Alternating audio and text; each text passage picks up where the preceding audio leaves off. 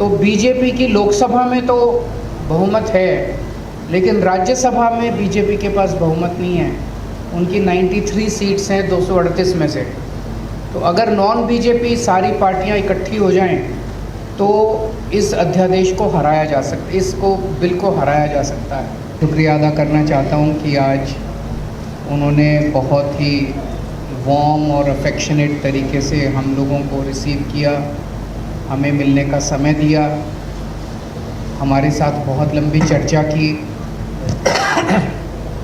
हेमंत जी के साथ हमारा काफ़ी समय से बहुत एक तरह से भाई का रिश्ता है, मैं अगर कह सकूं तो, और आपस में हम लोग कई विषयों पे समय समय पे चर्चा करते रहते हैं। आप सब लोग जानते हैं कि हम पूरे किस तरह से दिल्ली के लोगों के साथ अभी पिछले महीने बहुत बड़ा अन्याय हुआ। दिल्ली के लोगों का बहुत बड़ा अपमान किया गया, उनके जनतांत्रिक हक छीन लिए गए। सुप्रीम कोर्ट ने बहुत क्रांतिकारी फैसला दिया।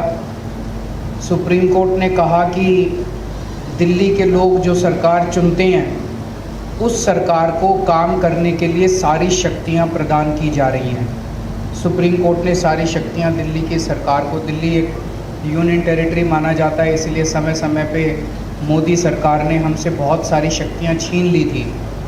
लेकिन 11 मई को सुप्रीम कोर्ट ने आदेश पारित करके वो सारी शक्तियां दिल्ली के लोगों को वापस, दिल्ली की चुनी हुई सरकार को, कि दिल्ली के लोग जिस भी सरकार को चुनेंगे, चाहे इस पार्टी की चाहे उस पार्टी की, उस सरकार को काम करने के पूरे अधिकार होंगे। दुर्भाग्यवश 11 मई को ये ऑर्डर आया और 19 मई को, 8 दिन के अंदर 19 मई को रात को 10 बजे, रात के अंधेरे में मोदी सरकार ने अध्यादेश जारी करके सुप्रीम कोर्ट के आदेश को पलट दिया।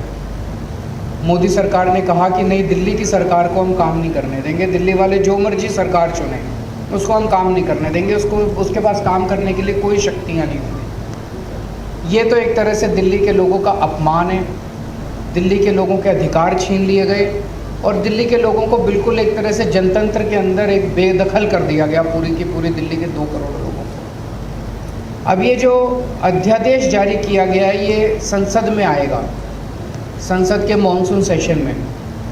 तो बीजेपी की लोकसभा में तो बहुमत है, लेकिन राज्यसभा में बीजेपी के पास बहुमत नहीं है। उनकी 93 सीट्स हैं 238 में से। तो अगर नॉन बीजेपी सारी पार्टियां इकट्ठी हो जाएं तो इस अध्यादेश को हराया जा सकता, इसको बिल को हराया जा सकता है।